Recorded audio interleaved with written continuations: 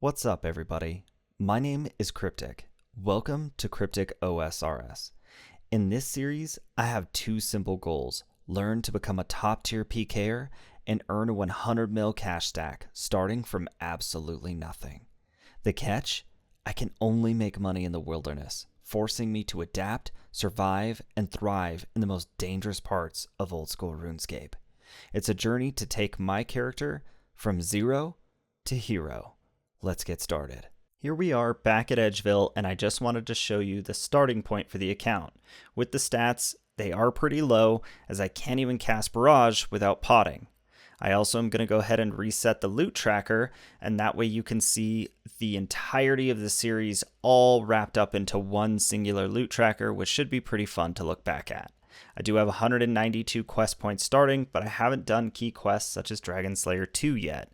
I also went ahead and emptied the bank, which I'll show you, just so you can see that we are starting from nothing. I do have Void, Dragon Defender, Fighter's Torso, and a Fire Cape in the bank, as well as a few books, but no actual weapons, item, or GP, as we are starting from nothing.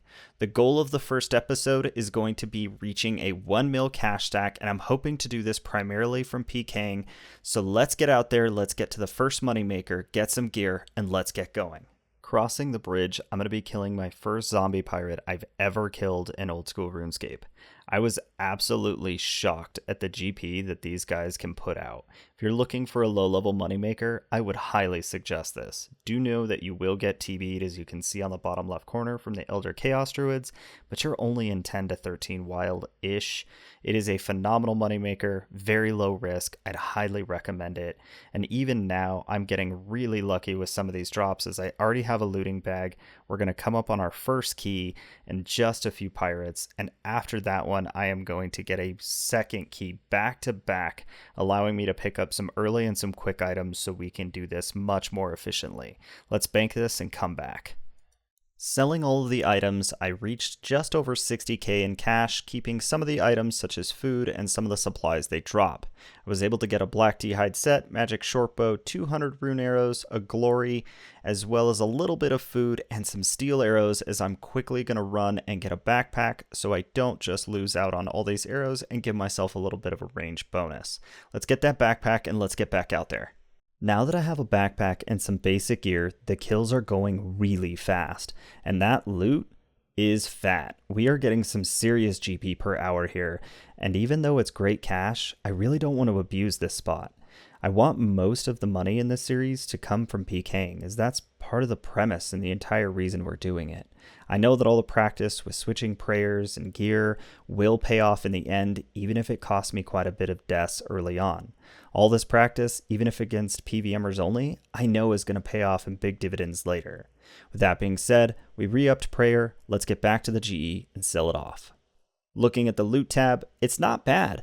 We have about 500k considering we did it for about 30 minutes, although it'll be a little less as I'm going to keep some of the supplies as they are good for Pking, some of the food, and the super restores that they drop. Let's get some basic gear bought and let's move on. Looking back now, we have a decent but really rough setup. We have 130k-ish left over, and we do have a very rough start, although we're very low on supplies. I'm going to be heading towards Black Chins, hoping to snipe a bot or two and really up my cash stack so that I can get some basic supplies going, and then I want to head to a better PvP spot or a Pking spot that I know of that I think will hold, hopefully, some better loot. Let's get out there.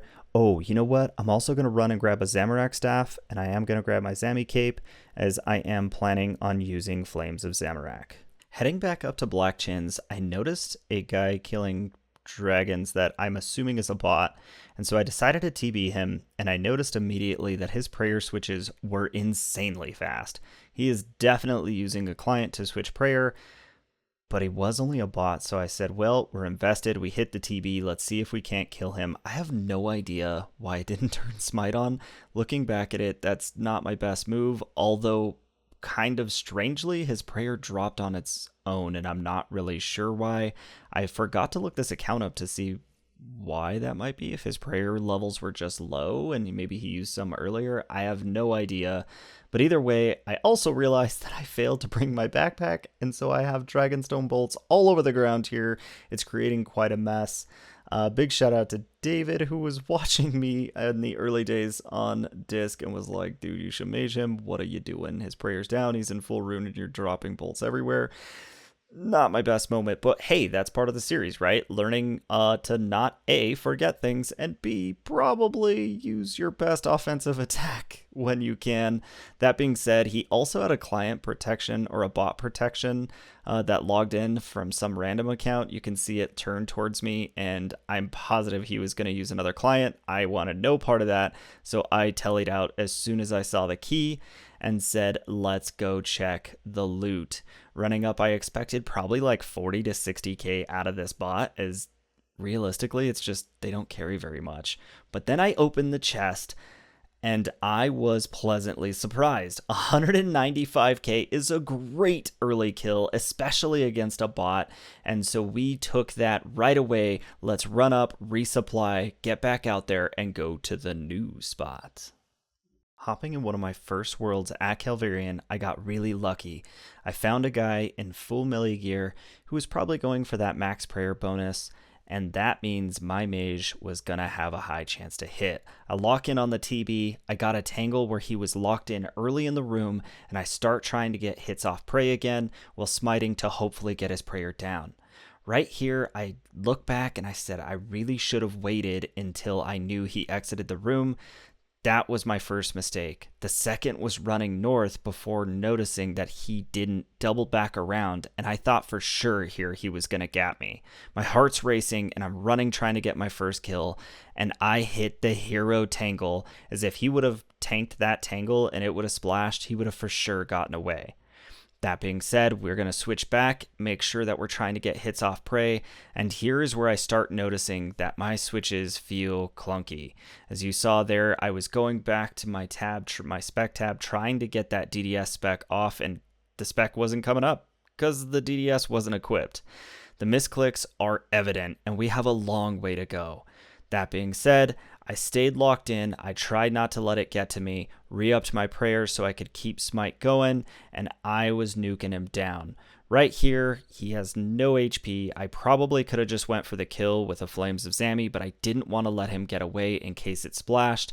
Went for the tangle, which literally almost KO'd him, and put him down with a 12 bolt. I'm hoping this is a decent kill, but either way, I'm just stoked that I managed to get a kill on what appears to be a real player based off of the way he was switching, running, and maneuvering. This felt good. We're making progress, even if it's a little bit at a time. And here, like I said, we're hoping for 100k off of these guys, but you never really know what you're going to get.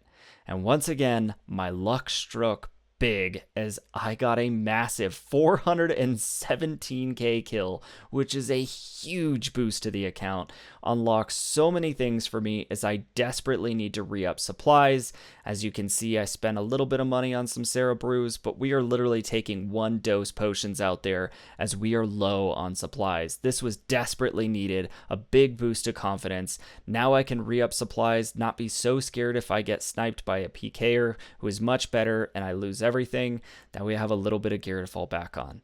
Let's gear up and let's get back out there. I just want to take a moment to thank today's sponsor, Calvarian, for being a real homie. For when you hit the TB and the tangle, sometimes he'll put people on their face for you. Big shout out, homie. Thank you so much for the free loot.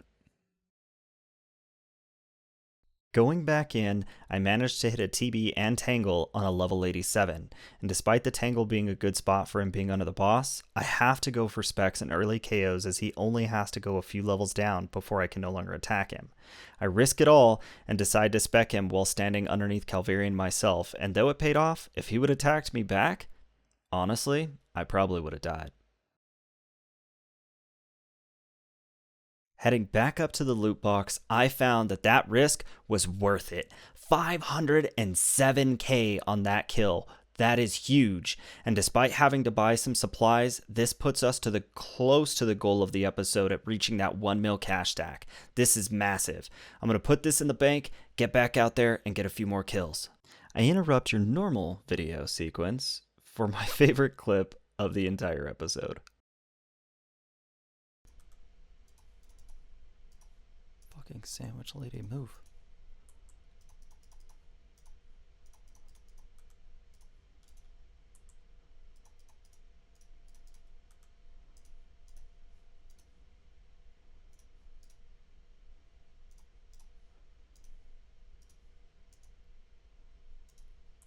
No, he escapes with 1 HP. Look at that. He turns around for the fucking sandwich lady. Dude's out of food. He needs a snack. All the poison. He almost died to poison, dude. Can you imagine? Oh my god, dude. Back to your scheduled programming, where I splashed not just 1, but 2 TBs, then misclick and entangle. Luckily, I managed to hit the TB as he runs out the door, although I get juked by running north immediately again. I really gotta work on that.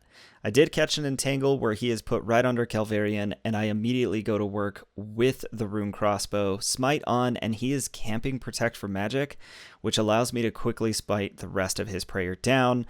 And even though we are on the learning series, I have not learned my lesson as I get juked again. Running back inside, I was happy that my clicks were on point and I managed to, well, splash the entangle. But I run out and I do hit the entangle, and I finally get the first good big KO of the series.